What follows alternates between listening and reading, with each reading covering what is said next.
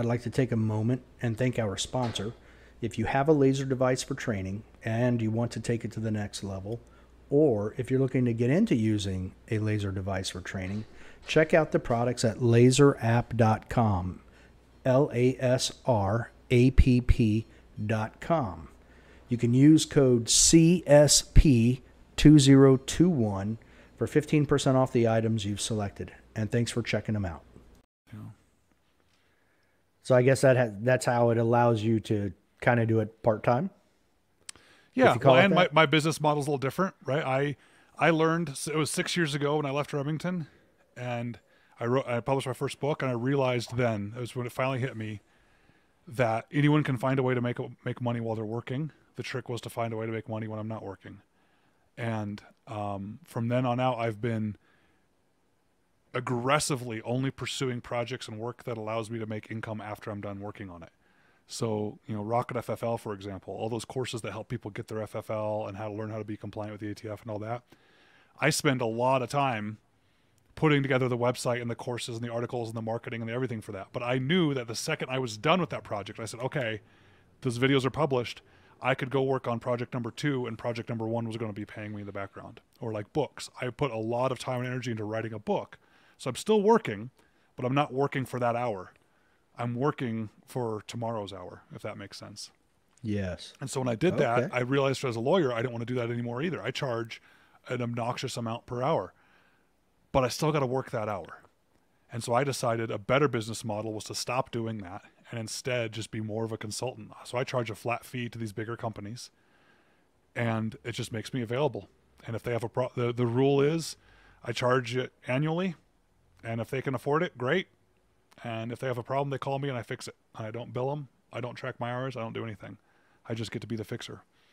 So a shipment of machine guns gets stuck in Egypt because they got a problem with customs or import and they're panicking. They call me and I jump in and help out for a couple of days. And then when the problem's solved, I go back to my day. You go back to looking at the snow in Flagstaff. Go ahead, Huggy. I was going to say that the fixer is the perfect word. I mean, that's just perfect. I will have to say I'm going to plug your Rocket FFL, because I'm telling you, if anybody, our listeners out there that are listening to us, if you're ever thinking about getting your FFL, go to Rocket FFL. I'm telling you, it's a very informative website. Ryan, you just do an amazing job on that, making people feel, especially me, feel comfortable going through it. So if anybody that's listening and you ever wanted to really get into that or try it, you definitely have to go to Rocket FFL and check it out. He makes you feel comfortable. So thank you very much for doing that. And I'm telling you, it's awesome. Well, thanks, Chris. I'm glad you brought that up, because not only because it's a plug, I like business. Yay, it funds my shit. But I'm saying I'm glad you brought it up that way, because if I could describe myself someday and looking back, what would I want to be known for? I really enjoy teaching so much that I would want to be known for making things that otherwise seemed complicated simple and doable. And so that's where I get from, if I'm trying to give someone motivation, even if the fail fast thing, don't panic if it's the wrong answer. Find out it's the wrong answer now and move on to the next one. If I'm speaking somewhere, doing a public speaking thing. If I'm teaching an actual class, I teach university classes also. If I'm teaching in a book or videos or Rocket FFL, I try to take that approach of, I'm not the coolest guy ever. I mean, heck, I just told you I had to fight every day to be mediocre, when I was in the military. And that's different. I think so many firearms instructors out there that have a good pedigree on paper just mistakenly beat their chest about how awesome they are and about how tough it is what they do, and how you may never be able to do it because they're just so cool. And I saw that, and I took the exact opposite approach for my first book. And I think that's why people like it, is I said, hey, it sounds complicated. It's not. It's actually kind of easy. Here's the basics. Let's focus on these. Yes, technically the spin of the earth will affect your bullet at long enough distances, but you shouldn't ever bring that up to me until you can do X, Y, and Z. You're here to learn to shoot basics. Let's just focus on what you can control. That's how I do. I break it down simply. And I think for Rocket FFL, Chris, that's what I tried to do too, is to say, hey, I know it's overwhelming. You don't need me. I mean, my number one article on that website is all this information I give out for free on the website is how to get your FFL. I just tell you right there for free how to do it. At the bottom of the article, I say, you don't need me. Thousands of people get their FFL without me. You don't need it at all. But if you'd like a firearms attorney to be here holding your hand through the process and make sure you did it right, sign up. And it's doable. So I appreciate you say that. That means a lot, because that's kind of my goal. I'm telling you, I wish I had you as a professor when I was in college, because I would have definitely gone to your classes every day. I wouldn't have been like, going like, oh God, I really don't feel like going to this class today. But I'm telling you again, if all our listeners out there, you make it feel so comfortable. I love how you take everybody through step by step by step. You can't go wrong. And so if you want to get your FFL, go to Rocket FFL. I'm telling you, it will walk you through the steps. You will have no issues with it. So, thanks, man. True story. Now, did you make it to SHOT Show this year? I did. I wasn't going to go, and then at the last minute decided, what the heck, I'll go. I made it. Okay. Did you get to look at anything fun and exciting? Not really. So the NSSF asked me to walk around and do a show and tell with their camera crew and just kind of show the three things I found that I liked and wanted to talk about. Just one, so many people weren't there, right? So I wanted to go see like the Springfield Hellion, for example, their new bullpup. They weren't even there. Booth was empty. I wanted to see some of these other things. People weren't there because of COVID or things like that. And it was apparently they had the more attendees they've ever had. Not attendees. Presenters or booths. They had more booths, more exhibitors, not attendees, more exhibitors than they've ever had, which is great. But I think it's because some other ones by canceling left room for them. But a lot of the big names weren't there. It was noticeable that these big names weren't there, but it was still really good to see the show. And if anything, it gave room to have conversations. I heard from some of the exhibitors there, they liked it better because, I was at the Barrett booth, for example, and one of the reps there at Barrett said, oh, this show's been the best because the only people that are coming to the booth are there to talk business. They don't have 100 tire kickers going, hey, can I touch the gun? Right. While they're waiting for the 101st person, which is actually a buyer for the military, or something to actually do business. So they got a bunch of business done. And so I decided for that show and tell to show off smaller companies because everyone goes to the bigger companies anyway. So found a really cool tiny suppressor from Wyoming Arms. I'd shot the prototype a few years ago. Never knew if it was going to come to fruition or not, but it's like this little, I think it's 4 inches long and 4 ounces, about as big around as my thumb. I mean, it's just, It looks like nothing. It looks like the tiniest 22 can you've ever seen. And it was 6.5 Creedmoor. And the prototype I shot, it was meant to be a hunting silencer and that just enough to be ear safe. And so I shot it a couple times and went, oh yeah, that's loud, but my ears aren't ringing. And I know that's just barely under the limit of hearing safe. That's it. And a lot of the reason, apparently, I was on an AR-10, 6.5 Creedmoor and an AR-10. And a lot of that noise on an AR-10 is coming out of the bolt, out of the ejection port. So you have the better suppressor you have, the more back pressure, the more that bolt comes back, the more gases come out, the more noise comes out. And it's a big, heavy can off the front of the gun, and it's expensive. You're looking easily at $1,000 or more for a good rifle can. And I think his full MSRP is $350 or something on these cans. So depending on what it actually gets the real street price, don't quote me on the number, but it's inexpensive enough that it's only adding a couple inches of length to your barrel. It's lightweight and it protects your hearing. I'm all about it. I can't wait to snag one. So I showed them off. I thought that was kind of neat. Showed off Decibel earplugs again because I really like them. They're remoldable custom earplugs. They're just so inexpensive. There's no reason not to have them for everyone in your family, in my opinion. Color code them and everyone gets their own color. And who was it? I can picture the logo. It's an A. They make, I can't think of the name. They make AR-15 parts. They make premium kind of AR-15 handguards and parts. Who is that? Chris? Aero Precision? Aero Precision. Aero Wow, Precision? thank you. I can picture the A. So Aero Precision came out with a bolt gun, and I was just walking by, and one of the guys hollered out my name. He's like, Ryan, you got to come see this. Okay. And I was looking at their chassis that they came out with. I said, oh, it's really neat. That's cool. Oh, I like that feature. And then they started saying some features that were applied to the action. And I remember saying, well, to be fair, that's not your chassis. That's more the action responsible for that. You go, no, it's our action too. And I looked closer, and it was their action and their barrels and their everything. And I thought that was just super cool. So I can't wait to get one of their full bolt guns to try out, because I think they did a lot of things right on it. Like I mentioned before, I like custom bolt actions for like a premium setup. And the price point for theirs and the features, I'd be very tempted, pending me testing it out and putting it through its paces. Based on what I saw, I'd be tempted to get one of theirs, because you can get a premium, amazing action for less than these other ones, you know, from someone like Aero Precision. So it's slightly mass-produced, slightly custom. I think A it's hybrid, cool. yeah. Yeah. It's a factory custom. How about that? There you go. Wow, that is pretty interesting. Did you make it to the Canik booth at all? No, I didn't. What was new from them? They came out with their rival. So it's they took, well, it's a new pistol altogether. I can't say they took anything, but it's a 5-inch barrel, whereas their SFX was a 5.2. The serrations on the slide are way more aggressive. Yeah, I see it. I'm just looking up a picture right now. So I mean, it's what a lot of manufacturers do. No criticism to them, but it's the same gun, just with some different 5-inch barrel, a little bit nicer trigger, nicer serrations, flared magwell, it looks like. Yeah, but they did change the grip too. So you have a higher beaver tail, so you can get a higher grip on the gun. Okay.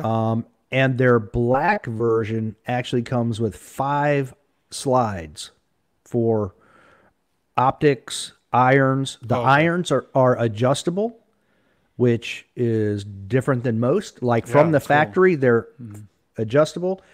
And the 5th optic slide is a co-witnessed for a micro red dot. Oh, that's really cool. I'm glad people are starting to do that.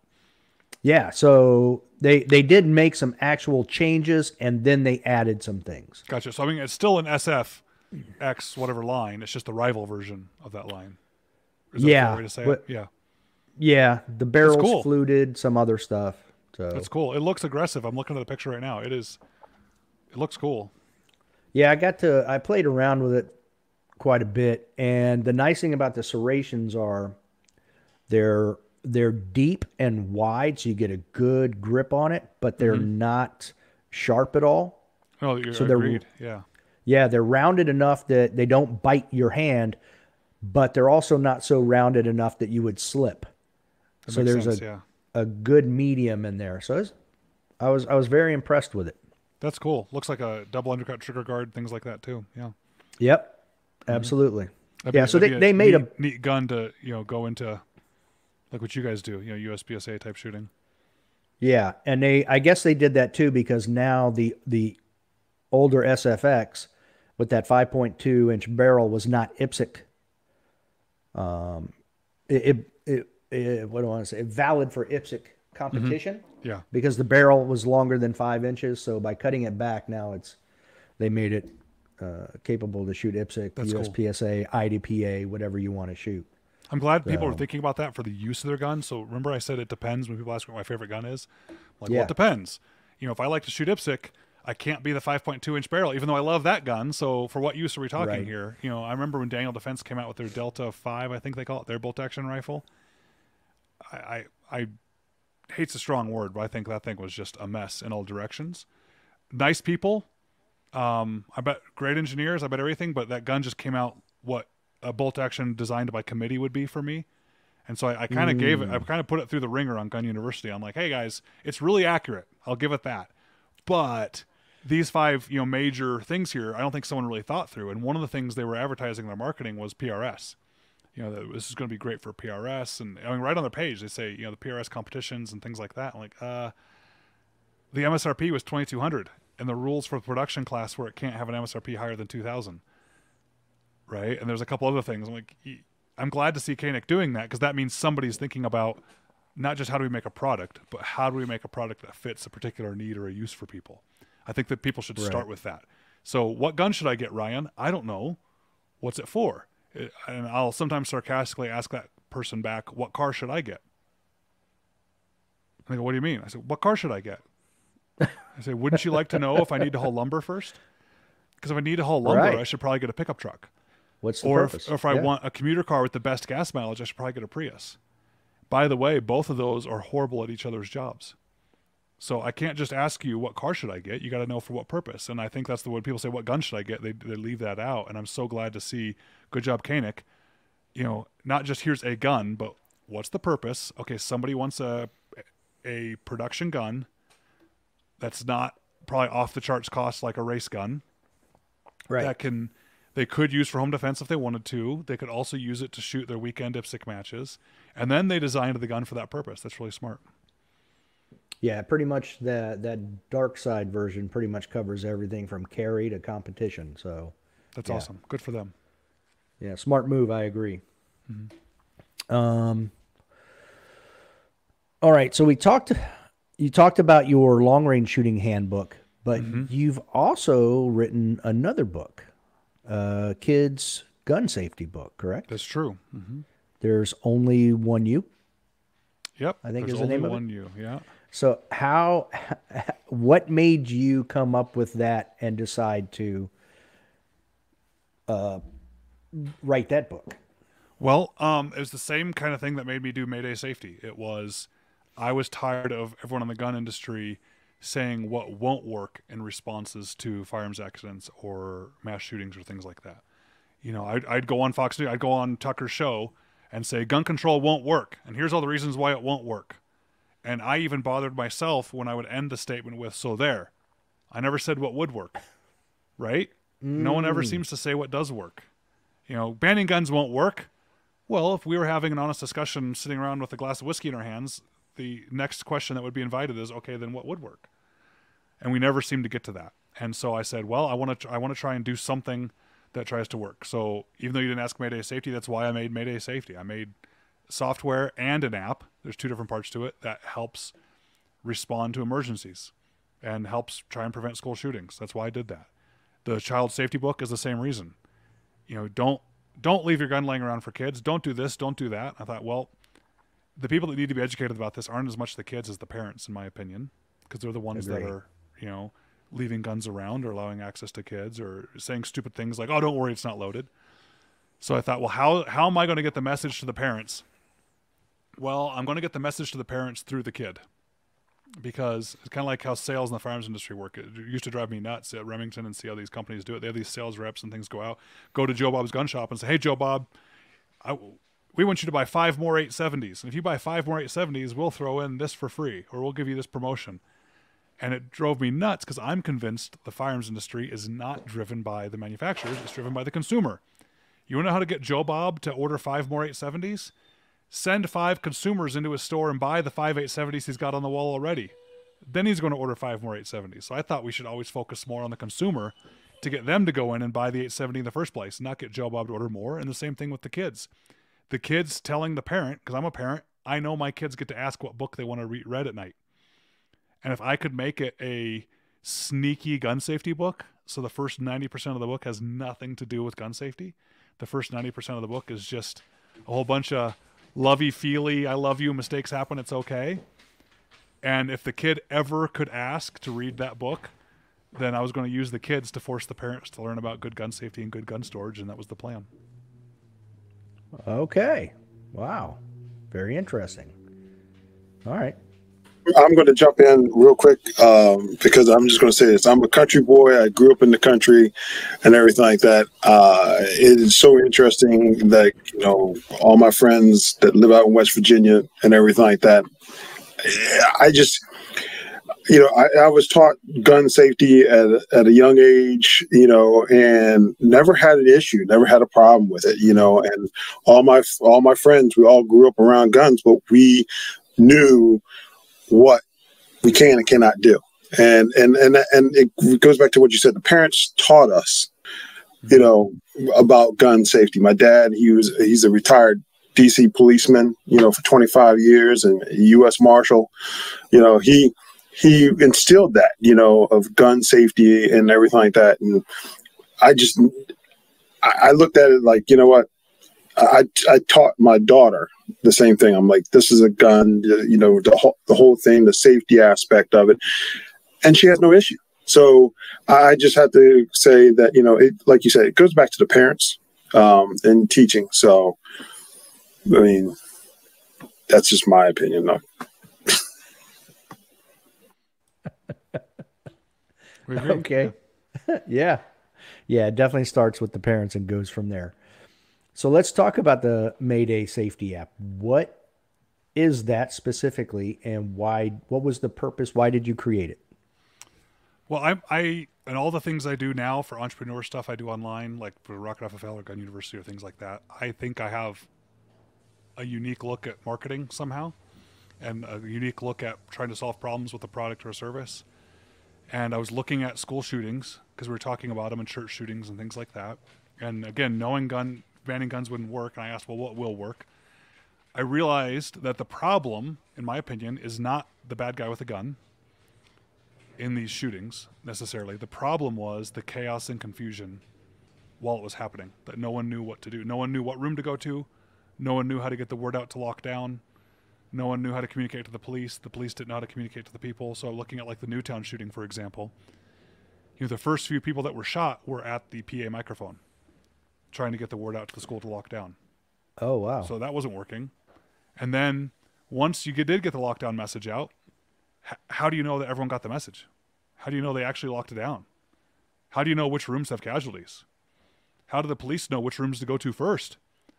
The Parkland shooter was long gone while the police were clearing the floors thinking he was in one of the classrooms. He was already gone for 20 minutes. And they thought he was in one of the classrooms. They were clearing the room looking for him, and he was across the street having food. Was eating at McDonald's or something. So I realized it was the chaos and confusion that was the problem. And if I could maybe help solve that chaos and confusion. So I made a software company that effectively used the technology that you see from TV shows and movies and made it real. In the TV shows and movies, you always see the Tactical Operations Center is this really dark room, and they see all the blue dots on the screen of where everyone's going, where the bad guys are, and the really cool graphic displays of the buildings so they know what hallways are in. And I said, let's try to make that. So we did. So we made software that schools and law enforcement and hospitals and businesses and homes and families can use that has an app as a component, and the app is free. Now, I sold the company, so I'm still listed as the developer in the App Store, but I sold it last year to a much bigger company because I think we made the coolest product ever that I couldn't figure out how to sell. I'd go into every time we'd go to sell this, everyone would be on board. 100%, we agree this is the best thing ever. And then I had to figure out the school budget cycle and grant cycle, and 2 years from now they might get the money for it.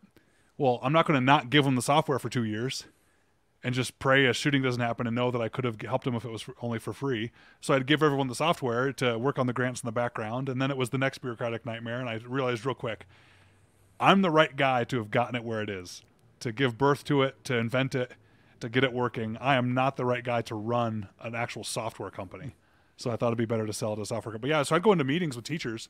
So I'd talk to a school district or talk to a state. We got entire states to buy it. So I'd go to a state or all the stakeholders, and if there's a teacher there, I'd pick on them a little bit, maybe in my presentation. I'd say, okay, what's your name? Mary. Great, Mary. Let's say you're coming back from lunch, and as you're getting out of your car walking back to the building, between you and the front office is someone with a gun approaching the school. What do you do? And they'd say, well, I'd call the school. I'd let them know there's a shooter. All right, how would you let them know? I'd call them. With what phone? With my cell phone. Where's your cell phone? And sometimes they wouldn't even have it on them. I said, well, that's not going to work. And if they did have it on them, I'd say, can you pull your cell phone out for me, please? Okay. Can you please call the front office? They say, well, yeah. I said, do you have the front office's phone number on your phone, or do you need to Google it? And she said, I need to Google it, because what teacher calls the front office main line number? They don't. Exactly. Oh, so now you're Googling the front office number. Okay. And on the screen behind me, I'd have a dot moving closer and closer to the school every time I hit the space bar. I say, okay, now let's say, who are you calling in the front office? Suzanne. Oh, Suzanne's the front office lady? Gotcha. But remember, it's lunch. Is Suzanne at lunch? Who answers the phone? Does she answer? Let's just give you the benefit of the doubt and say Suzanne answers. What are you going to tell Suzanne? There's a shooter with a gun. Okay, what does Suzanne do now? And I'd look around the room. They'd all realize real quick how unprepared they were. I'm like, what's Suzanne going to do? She going to tell what's the plan? She tells the principal? Okay, where's the principal? Principal in the cafeteria? Can the principal hear over the radio with all the noise in the cafeteria? Principal's in the office. Okay, what does the principal do now? Tells the school to lock down. Great. How do they tell the school to lock down? PA speaker. And that's when I bring out the first few people that died were at the PA microphone. What do we do now? And I'd say, okay, great. They got the message out. Which classrooms got locked down? Which classrooms didn't? Who needs help? Who doesn't? And I'd ask all those questions, and they'd all realize, oh, crap, this is scary. I'd say, all right, let's try this again. And I'd come with a Pelican case with a bunch of iPhones in it, already with the app already installed. I have the fake school stuff. I'm like, all right, on the back, I would say teacher number 1. I'm like, all right, Mary, you're teacher number 1. All right, you can be Suzanne, you can be the principal, you can be the whatever. Let's start this whole thing over again. Mary, you come back from lunch. You see a student, someone between you and the office, someone with a gun walking towards the school. What do? I said, open the Mayday Safety app, and there's a giant red button. I said, tap it 3 times for me, please. And she taps it 3 times, and everyone's phones go off like the Amber Alert siren. And then I show up on the screen, and on the screen a map of the school pops up, and every classroom's there. And everyone's status turns gray. And everyone on their phone now looks, and it says, a big message pops up over everything, says, are you locked down and safe, yes or no? I'm like, guys, answer however you want. And as they answer, instantaneously, they turn into red or green dots on the map. I said, look at that. There's a sea of green. Everyone's safe. But look, right over there in the corner in Building 5, that's where the danger is. And then now law enforcement shows up, and I pick up an iPad, and I'd say, this is the iPad that everyone at the sheriff's office can have. So they can see the school shootings happening before you even called 911. Because, by the way, I forgot to ask in that last scenario, who called 911 in all this chaos? Right? So now they see the school shootings happening. Now there's no more confusion where Building 5 is. They can see where the problems are. And then in Newtown, the police were ripping their patches off and sticking one of the doors, saying, we're the police, you can open the door and come out. And I'd say, like, for example, now watch this. The iPad, I can say, room 203, you can evacuate. And the message only goes to the teachers for room 203. So we made that, and everyone loved it, and it worked. And it was 2 years and a lot of money later. I'm so glad we sold it to a company that I think is going to take it to the next level and move on. Okay. So the app is free. If you want the app, go use it for free on us worldwide. You hit that button, everyone in your family gets an immediate pin of your location and an alert that you need help. So that's pretty cool. Yeah, use it. Okay.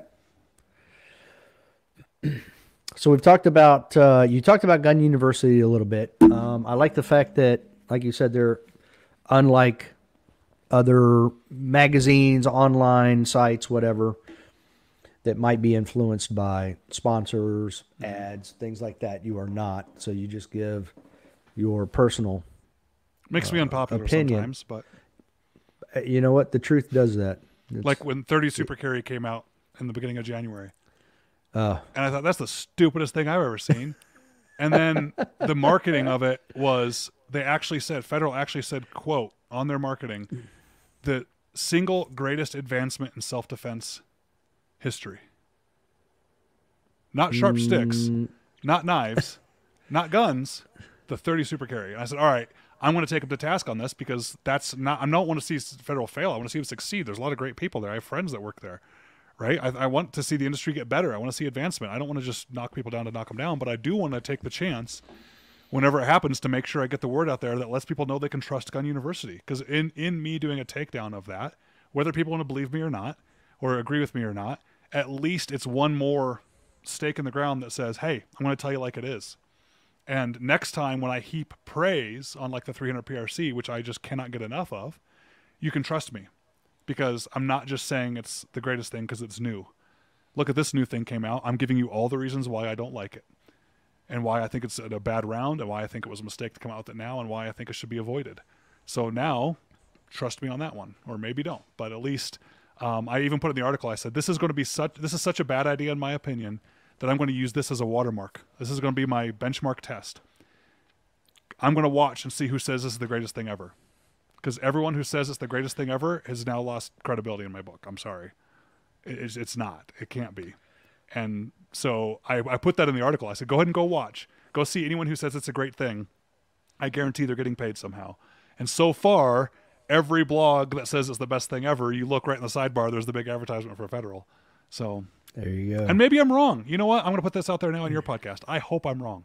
I hope it's the next best thing. I hope it takes off. And I hope it allows for more capacity and more everything, because how wonderful would that be? Right? But the criticism I get on that one for being negative, even though it hasn't hit the market yet, I try to counter with, well, how come you can be positive then if it hasn't hit the market yet? If you're allowed to be positive, I'm allowed to be negative. So that's what we do over at Gun University. I try to make more friends than enemies, but apparently I make some enemies too. It's going to happen. But at least you're being honest. You can sleep at night. So yeah, and I don't have Gun University doesn't pay the bills that way for marketing, and it's fun for me. And it's good. This is like an example when I brought it up. I won't sell you guys out, but I can tell people's faces when I bring up that cartridge is just an example. Most gun guys I talk to may not be as against it as me, but they might just wonder why they don't get it. Those are the conversations I have. But in public, when you go look on forums, you go look on social media, or you go look on all these gun magazines or gun blogs, it's the greatest thing ever. It's the best new thing, and everyone's got to do it. And my problem is, hey, there's going to be a lady, for example, that's walking into a gun store for her first time that knows nothing about guns and is going to ask what she should get. And she might believe that stuff. And the problem is we're going to give her a Smith & Wesson Shield with a new cartridge that shoots at 75,000 PSI. That is way more pressure than even a 10 millimeter proof round. Yeah. Out of a Smith & Wesson Shield, which I'm all for budget guns, but I don't know if I want to, I don't want to touch off a 75,000 PSI cartridge in that gun. Right. And she's going to get that. And she's never going to find ammo for training. She's never going to find ammo for actually using for self-defense. And in my opinion, we set her up to fail. So that's my problem with it, is not that it's a new cartridge. It's just the way it is marketed. Let's just market it as a new option and let's try it. Because I don't mind even her having the Smith & Wesson Shield. That's a great gun for people getting into shooting. Fine, go ahead and get it. But steering her anywhere but just 9mm, in my opinion, is a disservice to teaching a new shooter how to get into shoot. Yeah, I totally agree. Now, did you get a chance to actually shoot it? No. Because, okay, I didn't think so. I don't want to. I'm not a... And the criticism I have of people, they're like, you haven't even shot it yet. I'm like, you tell me one thing on my list of criticisms, my opinion would change when I pulled the trigger. Yeah. So what did you think about it? Could you tell the difference between that and 9mm?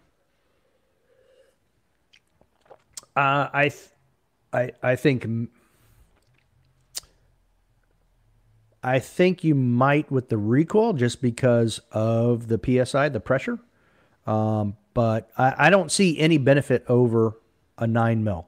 I don't. I see a bit. I'll actually go the other way now. This is the lawyer in me. I'll argue both sides. I do see a benefit over 9mm. The benefit is higher capacity. You can fit more rounds in the same size gun. They say 2 more for 10 rounds. In a 10-round gun, you can fit 12 rounds. Well, I'm just to play devil's advocate here, to show that I can be somewhat impartial. If you offered me a gun, I carry a 365 every day. A P365 is my daily carry. If you said, "Hey Ryan, same size, do you want the one that holds 10 rounds or 12 rounds?" The 12 rounds, please. If it's the same size, every time I will choose the 12 round over the 10 rounder. Why wouldn't I? If it's the same size, same concealability, same everything, yes, I will take more rounds. I mean, let's just say they made a 12 rounder. Let's say that was the standard, is the 12 round size, but they happened to make a reduced capacity 10 round one, even though it was the same outside footprint. Which one would I prefer to carry? Well, I would prefer to carry the 12 rounder, unless it was bigger and harder to conceal or something. But if it was the same size, same model, same everything, 2 more extra rounds, heck yeah, I'll take those, please. So that I get the benefit of the 30 Super Carry is the more capacity. I just don't think that even though it has that benefit, that all the downsides are outweighed. Yeah, but I also look at it as we can't compare it like that because it's a different caliber. So it's like I had an XD. I had a 45 at one point, then I had a 40, and then I switched up guns completely, and I went to a 9. Every time I changed the caliber, I got more in my magazine. So right, that's what I mean by the other sides. The capacity. If you just asked for capacity, yes, it wins on capacity. But I think it loses out on everything else like we're talking about. It's a new caliber, which means smaller holes, smaller diameter, so the holes of the bad guy are smaller. Now, if I took just that argument, then I would look at 45s only, right? So I can't just look at that by itself. The energy is less. If I can't just look at the energy argument, though, or else I'd be counting a 10mm, right? The availability. So each one of those we look at in a vacuum might fail, but I put them all together. Yeah, I get 2 more rounds capacity, but in exchange for that, that's my problem. I get smaller holes in bad guys. I get less energy. I get less available ammo. I get a very high pressure round that actually, even by Federal Zone marketing, expands less. Their HST hollow points in 30 Super Carry expand less than their 380. So then that makes no sense. Because why not just go with a 380 in a shield? Correct. It then invites the question, what is the purpose? Remember, we went back kind of Yeah. full circle to what's the purpose of this? Yeah. Yeah. What's the purpose? And their marketing seems to say it bridges the gap between 380 and 9 mil. I didn't know there was a gap there. And again, I hope I'm wrong. I hope this thing takes off, and I wish them the best, and I hope it becomes so popular someday. But as of today, I can't see a reason to ever recommend it over a 9 mil, because 9 mil is just way more plentiful worldwide to shoot. And everyone I've heard shoot it, this is one of the reasons I don't want to shoot it, is they say they either can't tell the difference in recoil at all, or the recoil is snappier. Which now tells me, because a lot of the arguments out there too is, well, it might be better for newer, weaker shooters. Not if the recoil is the same. Not if it's snappy. Right. If anything, yeah, for sure, the best thing for that shooter for the same recoil would be more practice. And you're going to get a heck of a lot more practice with 9 mil. So anyway, enough about I didn't mean to go off on that one. I was just trying to show that that's what Gun University does, is we look at it this way. And I think we might be the only article out there that doesn't say this is the best new thing ever that ever hit the market. That's not a press release. And that's why we like it. And we hope, again, we don't make money on advertising. You don't pay money to come to Gun University. Everything's free. Just come and learn if you want. And if you don't, no hard feelings. Right. But I think you bring up a good point in general, which is I never recommend, when people ask me, they're like, oh, they find out like you, they find out what you did, and they're like, oh, this guy's a gun expert.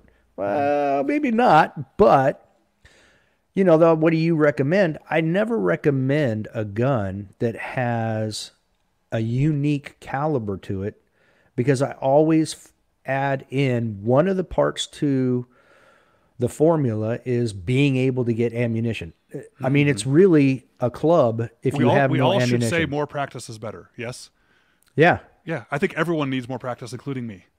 Yeah. Yeah. But I mean, even then, you want to go hunting. If you have such a unique caliber that it's hard for you to find ammo for that gun, then why do you have the gun? You need to get a gun that's easier, that the ammo is more plentiful, that you can find easier than like I would have never gone with a 6.5 Creed had it not become so mainstream that you can find it pretty much anywhere. It took me a long time to come over to 6.5 Creedmoor. Heck, my book 6 years ago, I said, go with 308. I need to redo the book. Even 6 years ago, I was like, nope, don't do 6.5 Creedmoor. 308 is too plentiful. It's too available. There's too much experience with it. Too easy to find, everything. Right. And on one of John Lovell's Warrior Poet Society videos, I said why I finally went to 6.5 Creedmoor. I happened to be in Walmart, which I try to avoid. But when I was in a Walmart, I looked over at the ammo shelf, and there were 3 or 4 SKUs for 6.5 Creedmoor, and only 2 or 3 for 308. And I went, oh, there's now more SKUs for 6.5 Creedmoor at Walmart. It's time to make the switch. And I think even then, that same year, is when they started loading belt-fed 6.5 Creedmoor, because a lot of special operations stuff was switching to 6.5 Creedmoor. Even machine guns, belt-fed machine guns was. Wow. I said, okay, now it's time to switch. So me being a long-range shooter, not until the last couple of years that I finally adopt it. I'm slow to adopt cartridges for a reason, and I'm glad. If I would have understood the benefits of 6.5 Creedmoor earlier, which I didn't, my fault, I would have had a bunch of guns in 260 Remington. Because 6.5 Creedmoor and 260 Remington are the same thing, folks. They're the same dang thing. Right. I mean, there's a little bit of benefits to 6.5 Creedmoor, but they're a rounding error of each other, right? I'm glad that I don't have a whole bunch of Betamax players around my house. I'm glad I waited to see the VHS one. You know, that's for old guys. Yes. So sometimes you got to wait, but then when 300 PRC came out, day one, before it came on the market, I was a raving fan of it. I understood its benefits. I understood what it did and why it was so magical. I got to go shoot an elk with it before it even came out on the market. Hornady really hooked me up and let me have a couple boxes. Wow. I sent him back a picture. I actually sent it to Steve Hornady, a picture of the elk. I'm like, hey, look at that first elk taken with a 300 PRC. Look at me. And they wrote back, because it was him and one of his engineers, no, Ryan, we've already shot a bunch of elk with that. Dang it. Nice try. Yeah. But so I think I'm fair. That's a new cartridge that I think is the best thing ever. Some new cartridges I don't. I think we just need to be more honest as an industry, because we need to be better stewards of getting new people into shooting. And getting new people into shooting is giving them good advice like this. Like, don't chase the doodad piece of gear. Go chase getting better. Go spend money on training and ammo and get a basic gun now, right? Go learn how to be safe with a gun. Go do things like that. And sending people after a mythical new cartridge that's going to solve all these problems, but really, heck, I think shooting competition is one of the best ways to get good at the handgun. IPSC is not self-defense. It's not at all. We know this. But a lot of the things we've learned about modern pistol shooting have come from competition, because that's where you're shooting a gun fast, under stress, and trying to be accurate. I think it's wonderful. It's a great way to go, especially to a local, weekend IPSC match. So the more local it is, the better. You're going to get better at shooting your gun. You can't even use a 30 Super Carry in IPSC. It's too small. You cannot shoot a caliber that tiny in IPSC. Right. So stop. We need to stop with this. Come out with new innovation, wonderful, but stop leading these new shooters astray. If you're not buying a name brand 9mm as your first handgun, I think somebody sent you down the wrong path. Don't disagree at all. Yeah. Not at all. So what is it about 300 PRC that you love so much? Well, I finally learned the magic 6.5 Creedmoor, and where I backed off and where I said it's the same as 260 Remington is one of the magic things of 6.5 Creedmoor is the dimensions of the case in proportion to the neck length and proportion to the bullet. What that did is it allowed it to be accurate in almost every rifle. So it wasn't just a cartridge that could be accurate to some rifles. The dimensions and the proportions of it allowed it to be so forgivingly accurate, and any rifle you pick up in 6.5 Creedmoor is going to be able to shoot well. It's really pretty cool about that. The 300 PRC, I think they should have called the 300 Creedmoor. It is dimensionally, don't get mad at me, ballisticians out there. I'm going to overstate this to oversimplify it. It is dimensionally, effectively, a bigger 6.5 Creedmoor. If you took a 6.5 Creedmoor and just made it bigger in every dimension and kept the proportions all the same, that's what 300 PRC is. So by calling it PRC, I think they missed the boat on letting it show its connection to 6.5 Creedmoor. I think it's the big 6.5 Creedmoor. So if I want to shoot out to 1,200 yards, 6.5 Creedmoor. I want to shoot out to a mile, 300 PRC. I just wish they had the same family name, because that's really all it is a bigger version of it. So it's incredibly accurate, incredibly efficient on powder burn, allows for modern advanced bullet designs, is very forgiving in one rifle to the next. And in a bolt action rifle that's sized for 300 Win Mag, which is just a normal magnum action, a long action, you're hitting at a mile. Where its comparison cartridges to me are like the 300 Normas and the 338 Normas and the 338 Lapuas and things like that. It is clearly weaker than all those other cartridges. But I have been at a range when this happened in front of people we were teaching, and I've heard of it happening just before that with the same guys, shooting at a mile with 300 Norma, which everyone thinks is the coolest new special operations sniper long-range round. I hate it. And one of the reasons I don't like it is we're shooting at a plywood piece of steel target at a mile, and we couldn't hit it over and over and over 300 Norma. We finally drove down there to see, and we had multiple sideways impacts of the bullet in the steel, wow. which meant the bullet was tumbling. It wasn't making it. This amazing Right. 300 Norma round. And I said, let's try the 300 PRC. We downgraded in power. 300 PRC, just like a laser beam. Every person out there, brand new shooters, are hitting the mile. I've had a chef who's a friend of mine now at Quinlan Ranch, where I love to go elk hunt. He loves the 300 PRC now because we had him 5 for 5 in 45 seconds on the mile target. Bang, reload, bang. Just ding, ding, ding. And it's softer recoil than these big cartridges. It's a smaller action. That 300 Norma needs this extra large, huge action. So it's a lighter gun to carry. It's effectively the power of about 120% of a 300 Win Mag. That's what I call it. And With so a lot more distance. more efficient bullets, better design, more case efficiency, just win all the way down. I really think it should have been called the 300 Creedmoor, and that would better explain to people what it is. Do you know Seth Swersick at Hornady? No. Okay. He spent 4 years in there on their ballistic side at Hornady. I spoke with him at SHOT Show for about 15, 20 minutes. Excuse me, hold on a second here. Mm-hmm. And we talked about their Doppler radar. I'm having him on in a couple more days, and we're going to go a much longer episode. But it's funny you talked about how the bullet was tumbling, because we talked about their Doppler radar and how they can get data every foot out to 2,000 yards. Oh, yeah. Hornady's bullets. software Amazing. is what I recommend now for most beginners. So if The you want to use 4DOF? long-range shooting software, that 4DOF, because Yeah.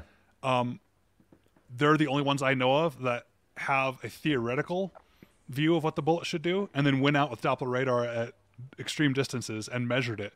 So when Yeah. you're looking at the 4DOF and getting what that bullet should do, it's actually what it did do.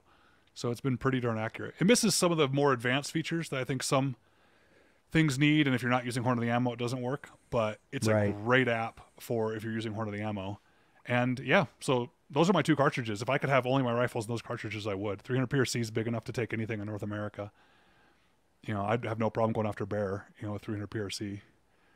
And then 6.5 Creedmoor is my light recoiling long range. So those are my 2 cartridges. Now, I'm a little older than you, so maybe my memory fails me. But didn't you shoot 6.5 Creed in Africa? I did. I took everything in Africa. I took with the 6.5 Creedmoor. Mm-hmm. And what were those? They were plains game. So wildebeest. Out of the group, not necessarily for me. So we did wildebeest, gemsbok, kudu, impala, warthogs, all with 6.5 Creedmoor. Mm-hmm. And the 6.5, no problem with on the warthogs? Oh, no, arguably better performance than I've seen out of hunting. My last 3 elk I've shot with the 6.5 Creedmour. Okay. My daughter now has taken 2 elk, both with 6.5 Creedmour. She's actually getting to the age now where she's starting to talk a little bit of smack at hunting camp, which I've had to have her back off a little bit because she forgets sometimes she's a kid and adults still are adults. So her last 2 elk she shot, they fell over dead. I mean, she shot a cow in November, 6.5 Creedmoor, and it maybe made it 10 inches, took a stutter step forward and just fell straight over and big, death rattle exhale. Wow. She double lunged it, dead. And then we get back to camp and there's a guy telling a story how he shot a 300 Win Mag 6 times at his bull because he had to hit it 6 times to take it down because it was a bad shot. Wow. Elk ran, took another bad shot, shot it in the butt. Thing's wounded, shoots it again, doesn't go down, shoots 6 shots. And so I saw Alice get up from the dinner table and she's walking over, she's listening to the story. I'm like, oh, she better not say anything. And sure enough, she gets done. She's like, wow, it took 6 times to get the elk down? Dad, how many shots did my elk take? Out loud, like just waiting for me to answer. I'm like, come here. Come here. We don't do that. No bragging that you got yours in 1. So 6.5 Creedmoor is plenty for elk, plenty for all those plains game if you hit it where you need to hit it. Right. I mean, a 2.23 green tip will kill an elk if you hit it in the heart. Shot placement, yeah. Right. So I'm not saying that you should shot 6.5 Creedmoor for elk, nor am I even saying it's suitable for elk. I'm saying it's what I use. It's what my daughter uses. Because we put the bullets where they need to go so far. I've made bad shots before. I've made bad shots recently. It happens. But in Africa, every animal I had was a 1-shot drop. The longest one animal went was 40 yards. It was my wildebeest. I shot and it took off. And I was cursing myself as I was running up to where I shot it to see what happened. Going, oh, I knew I shouldn't have taken that shot. And stupid 6.5 Creedmoor, it's not enough power. What am I doing? Because I don't ever want to see an animal suffer. I love hunting, but if I see an animal suffer, it ruins at least my day. And I'm like, that, all the way up. And I get up to where it shot, and you look over, and 40 yards away, there was a nose line, like drug in the dirt. It was just dead. And I shot it straight on facing me, through the chest. I'm like, oh, well, I guess that works. And then each animal after that, like I said, we're shooting these huge animals on 6.5 Creedmoor, and I don't think any of us had to take a second shot. I think they all died with 1 hit. But I happened to go with a bunch of good shooters, and we happened to have the circumstances that allowed good shots.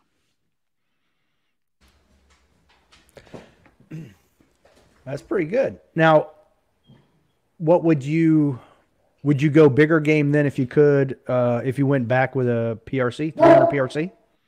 No, I wouldn't. 300 PRC doesn't give me any extra that 6.5 Creedmoor doesn't until we get to dangerous game. In dangerous game, I'm at minimum 300 H&H. I even think it's, I'm or bigger. If I'm shooting a Cape Buffalo, 300 PRC is not enough. I've taken a bison with a 300 PRC from about 5 feet because that's the hunt I learned that bison aren't hunting. So don't let anyone lie to you if they went bison hunting if they call it a hunt. Bison hunting is the same as hunting cattle. You walk up to them.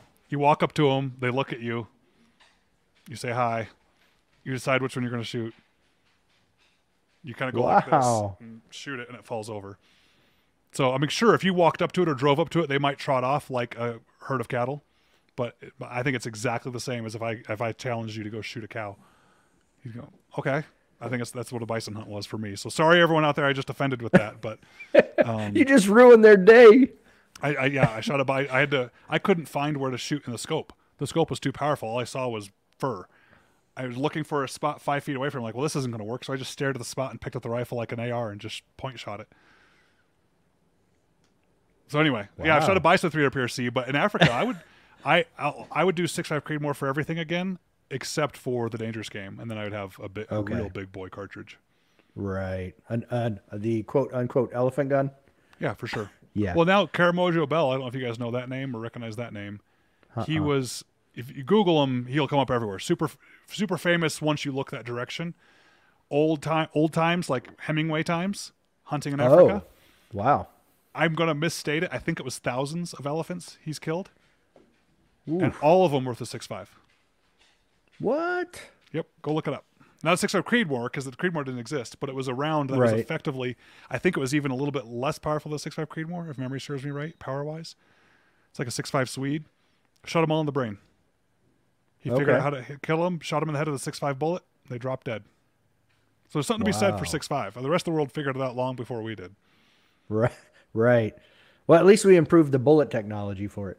Correct. Well, actually, and the other thing is in Africa, the bullets I shot were old bullets. I don't shoot with the fancy bonded. I'm against those for hunting, actually. My favorite bullets are the ones that break apart immediately. That whole retained weight, I think, is a myth. Okay. I think it's marketing hype.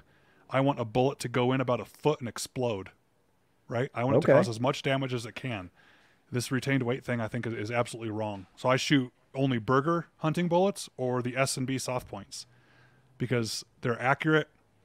They go right in the middle of the kill zone and just explode the heart and the lungs, and the animal's dead. And every time I feel like I've shot with these ultra bonded, ultra cool, great hunting bullets that have this retained weight, the bullet either goes sizzling right through it or it doesn't do anything better for me. So you want all of the energy transmitted within a foot and be done? Foot, I probably overstated it, but yes, I want the energy transferred into the vitals. Yeah. Now, that also means I'm not taking a 300-yard shot at an elk quartering away from me across the canyon because my bullet's going to go into its butt and not even make it to its vitals. In that case, I would need a bigger cartridge that has a stronger bullet. So you can't have everything. But the more elk guides I talk to, the more professional hunters I talk to, the more we realize, the most effective overall, given all things, is a bullet that breaks apart, not a bullet that stays together. And so in Africa, I brought one box of that soft point S&B to make my friend happy because my friend works for S&B and was going on the hunt with us. I'm like, well, I got to bring this ammo, right? But I snuck a bunch of the trophy bonded like 6.5 Creedmoor ammo in my bag also because I was like, I'll try this. And then when it doesn't work, I'll just switch to the other stuff. That soft point stuff works so well that that's all we shot. It was amazing. And I'm big on necropsy. I'm big on when I kill an animal, I dig in there and find the bullet, see what the bullet did and learn about it. And seeing the damage those things do is just amazing. So when you make those trips, obviously you're shooting your gun over here. Are you trying to confirm anything when you get over there? Definitely. I don't know what the baggage handlers did to my gun. I always want a chance to shoot at least one bullet at 100 yards. Give me a 100-yard target, let me shoot, and as long as I'm within a couple inches of that, I'll be fine. Okay. So Chris was asking if I asked you about Top Shot and your 1,000-yard shot with a Barrett. No, we didn't talk about that, yeah. Top Shot was cool. It was a neat opportunity. They called me and asked me to go out and do that, so I did that for a couple seasons.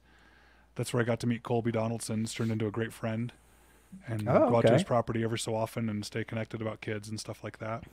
As a matter of fact, that 1,000-yard shot with the Barrett was at Colby's ranch because we met each other from Top Shot. And then that's also where I met Brian James from Barrett. He was out there, and he and I have become great friends now too. So it's just neat how the industry works. That with the Barrett was just because the Barrett, I think, the Barrett M82 is misapplied as a sniper rifle. It's Correct. It's the greatest way to shoot a 50 caliber bullet from the shoulder. That's what it's good for. So great against vehicles. I mean, it could be against people too, but it's just not, the whole barrel moves in and out of the gun like a pogo stick by design for the recoil. You can't tell me that's accurate. The barrel's moving. It's when not. The gun's firing, right? And so I think it got a bad rap for me in the military because it was given to us as a sniper rifle, and the people that were making the decisions that weren't actually shooting it, carrying it, thought it was the coolest thing ever and tried to get it employed as a sniper rifle. That said, I now love the Barrett MRAD. It took me a while to warm up to the MRAD because that thing looked like a blocky 2x6 from Home Depot. Like, it just didn't look like what I'm used to a sexy sniper rifle looking like. With grooves cut in it. Yeah, I'm like, what is this? And now that I shoot it, I'm a big fan of running the bolt very quickly on a gun, getting the gun back in the fight and getting ready to shoot again. And I can actually run the bolt just as faster on that MRAD now as anything else. So now my long-range gun go-to is one of those MRADs. But anyway, the M82, students were shooting at 1,000-yard, IPSC silhouette, steel target, at 1,000 yards, and just left, right, up, down, left, right, all around it. And they're getting very frustrated, and they're getting headaches because they're shooting a bunch of the 50 cal rounds. I'm trying to explain to them, guys, one, this gun is not going to hit an IPSC at 1,000 yards every time. It doesn't matter if you bolted it down. It's just not.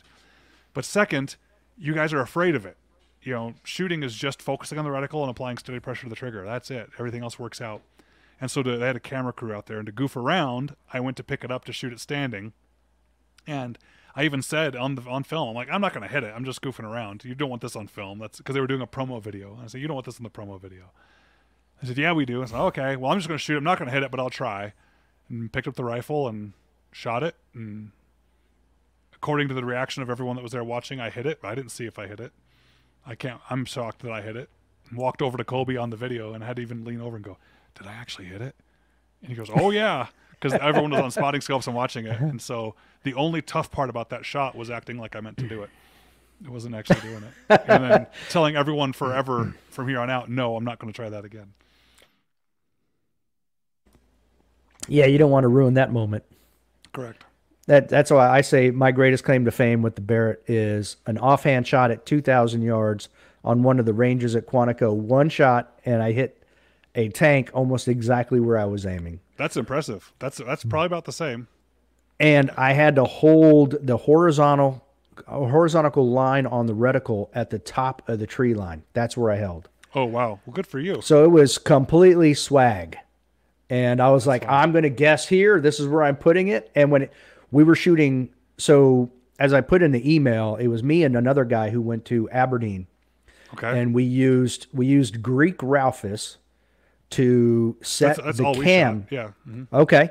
So we used that to set the cam on the Untitled scope for the Barrett. Oh, that's right. You guys, Marines, love those Unitals. We did. Now you could literally pound a nail in a desk with those things. So they're Marine proof for the most part. But so the cam was set from 300 yards to 1,800 yards on that thing using Greek Ralphus.